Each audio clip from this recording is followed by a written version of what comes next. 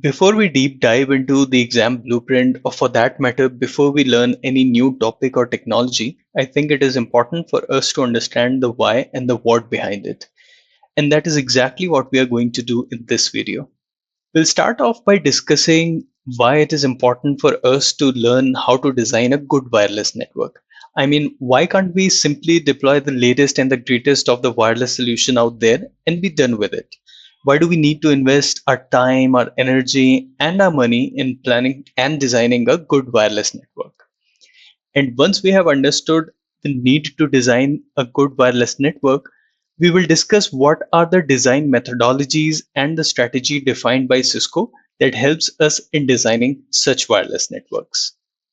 Let's begin by understanding how the wireless landscape has changed over the last 20 or 25 years or so since wireless networking standards were first released for commercial use. And if you're as old as me, you may remember that back in the day, our computers did not used to provide native wireless connectivity.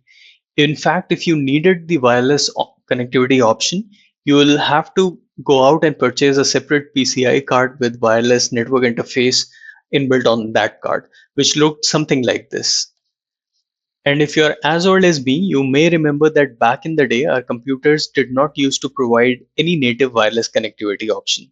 In fact, if you needed some sort of wireless connection or wireless connectivity option, you will have to go out and purchase a separate PCI card with wireless network interface card built on top of the PCI card.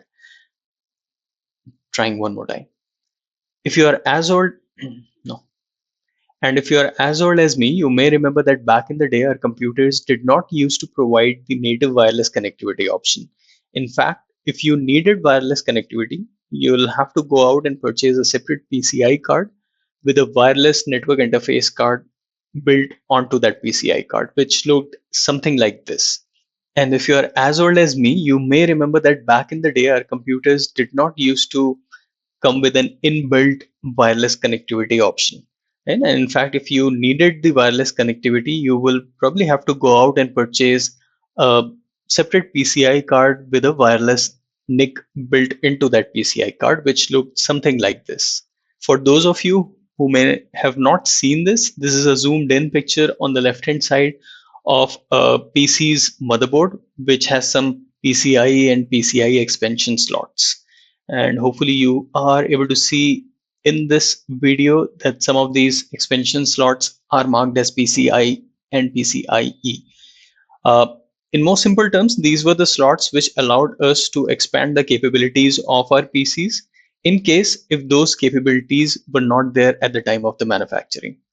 Case in point, the wireless connectivity option. So in case if the PC did not had the inbuilt wireless NIC at the time of manufacturing, you could go out and purchase a separate external wireless NIC, which looked something like this, and it may or may not have these external antennas, right? So sometimes these cards can have an internal antenna which is built right here on this chip. So depending upon what model of wireless NIC you would probably purchase, it may or may not come with these external antennas. But anyways, coming back to the point, so you would have to purchase these external wireless NIC and then plug these wireless NICs into these PCI slots to make your PCs wireless compatible or allow those PC to access the wireless medium. Now, for some of you, this may look and sound very alien, but trust me, this is how some of us used to get the wireless connectivity back in the day. This was mainly because the wireless technology, when it was first integrated in the enterprise networks, it was simply just a fun way to have a pretty basic network connectivity. I mean, except maybe transferring some pretty small files and sending some emails, you would not rely on the wireless networks to perform any important tasks.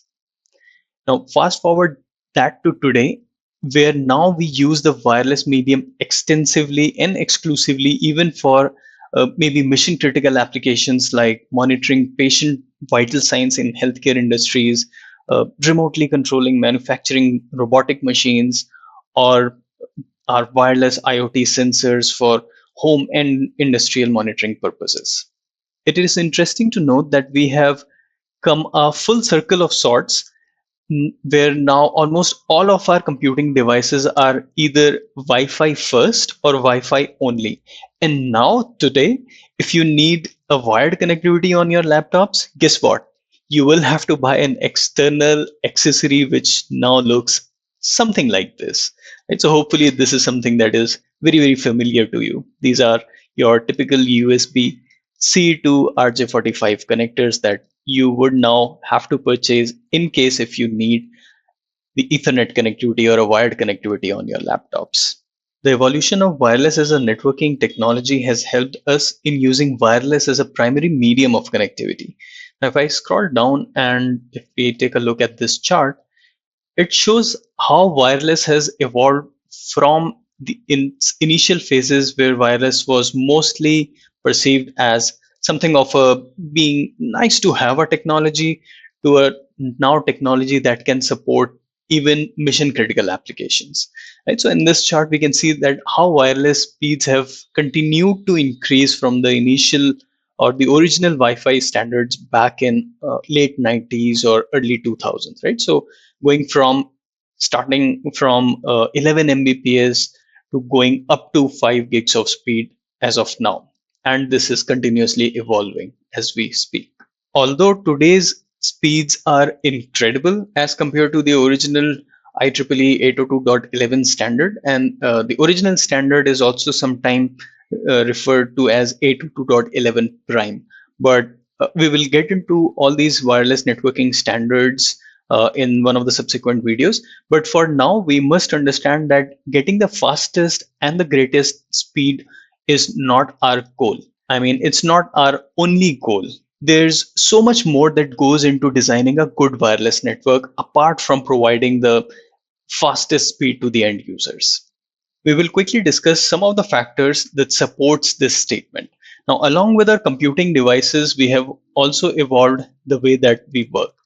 Now, earlier, in fact, this may be true just the pre-COVID era as well, that uh, before COVID, we were most likely fixed to one particular desktop stations where we used to go to the office or place of work, and we used to have our assigned workstations and our specific desks and used to log in and complete our day-to-day activities there. But if you take a moment and realize how do we work today is completely different, right? So we are no longer tied to a specific workstation or in fact a location. We generally work out of anywhere, and even in our office environments, we have moved over from our traditional workspaces where we used to have a specific desks assigned to us to a more modern and open office spaces, allowing us to collaborate more. And due to these requirements, the RF propagation requirements have also changed within the confines of our workspaces. Similarly, the applications that we use today, they have also evolved drastically. Now, most modern applications that you will see around you and even in the businesses are real time in nature. And due to this requirement, they can be either bandwidth hungry or they can be very sensitive to the latency in the network, or they could require a combination of both. As wireless network designers and architects, we should keep these app behaviors in mind when we are designing and architecting the wireless network. And not only that, we have also grown from using one device per user to now using and owning multiple devices per user. So we have grown from using just a single laptop per user to maybe three or sometimes even four devices per users. Right? So maybe this guy is carrying a laptop, maybe this is his smartphone, this is the tablet that he is using. This guy may also be wearing some sort of smartwatch for some reasons.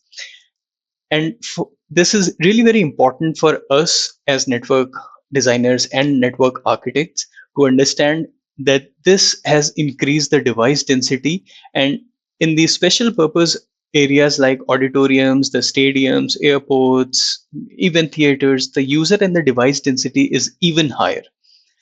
So as a network designer, we should also understand these requirements as we design a wireless network around it, that serves not only the users in terms of the coverage requirements, the speed requirements, the user density requirements, but most importantly, we are now converging our networks to provide a seamless user experience to our users.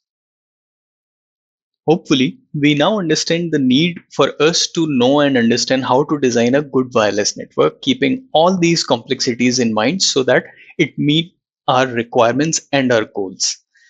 And in order to come up with a design, we need to start somewhere. We could either just make it up as we go, or we could follow a more structured methodology, which, in my opinion, is a better approach.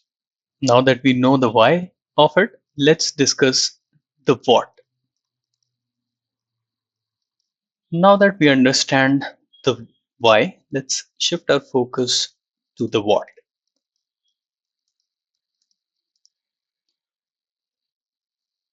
The benefit of using a structured methodology is that other people have already done most of the hard work for us. They have put together a structured set of rules so that we can follow them. And it is important to note that there are many structured methodologies out there, but our focus in this course will be the one which is defined by Cisco, which is known as PPDIOO methodology. Now, what in word is that? Don't worry, we are going to discuss it. Since you are taking this course, I assume that you have some experience with managing or deploying networks in some capacity. And if you have done that, we know that it's almost never the case where you deploy the network once and you are done with it and you never go back and touch this network. So this is never the case. In fact, as we work on a network and we manage a network, we look for ways to continually optimizing and improving this network. So it's not a linear phase. In fact, it is a cycle. And that is what PPDIOO defines for us. So let's take a quick look of how does this work. So let me quickly draw out this little cycle out for you. And then we are going to discuss what is PPDIOO. So as we discussed that this methodology has been defined by Cisco. So it stands for prepare, plan, design, implement, operate, and optimize. So we go from one stage to another, and we'll take a look at each of these stages in a moment. Now let's discuss the first phase, which is the prepare phase. Now, in this phase, essentially what we are trying to do is trying to capture the customer requirements on a very high level or the customer goals for the network. So, for example, they may have a goal or a requirement to implement Wi-Fi 6E. Once we have discussed the requirements and the goals on a very high level with the customer, it is also important to discuss what is the budget allocated for this project, because we don't want to exceed this budget. And based on this budget and the requirement, we will come up with the product or the wireless solution, in this case, the solution which supports Wi-Fi 6E, which also meets the budget and the end result or the end goals for this project. And once we are done with the prepare phase, we'll move on to the plan phase. In this phase, we will try and assess the underlying network and see if it is capable of supporting the new goal, which in this case is supporting the Wi-Fi 6E solution. So for example, you may have some older switches which are not capable of powering up the new access points because of the power requirements or the PoE requirements for the new access points. And if that's the case, then probably we'll have to go back to the prepare phase and discuss the budget with the customer, because they'll have to upgrade some portion of the underlying network as well. Now, once we have assessed and ensured that the underlying network is in fact capable of supporting the new solution and we have enough budget, the next step will be to create something called as a BOM or bill of materials. BOM is essentially the list of equipment that the customer needs to order to deploy this new solution. But it is important to note that this does not only contain the hardware list of equipments. Of course, it does contain the hardware. So for example, what are the model of the Cisco access point that customer have to purchase for the solution, and what are the different wireless controller, for example. But this is not just the hardware list. It also includes the software, what are the different licenses that they may have to purchase, what are the different, let's say, SFP modules that they have to purchase, which are compatible with the new solution. And it may also include what are the different power adapters that they may have to order along with these list of equipments.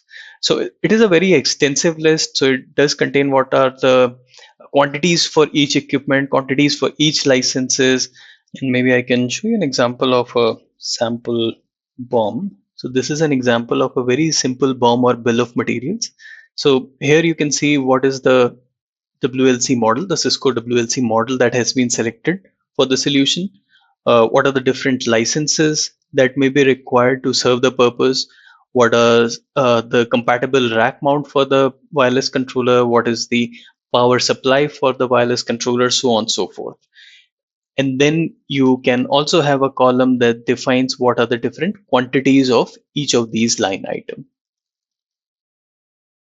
And remember that this form or bill of materials can be as extensive as you want, so that you capture everything, all the minute products and the solution which serve your purpose or which serves the project should be listed here within this BOM. And of course, this BOM or this bill of materials should be within the constraints of the budget of the entire project. So once we have completed this exercise, the next phase that we move on to will be the design phase. And as the name suggests, in this phase, we will come up with a wireless network design, which includes all the solution components which have been selected in the plan phase. This phase may also include the modeling and testing in the form of wireless site surveys. And once we are done with the design phase, we now move on to the next phase, which is the implement phase. In this phase, as the name suggests, we will go ahead and actually implement the wireless solution, which we have designed in the previous phase.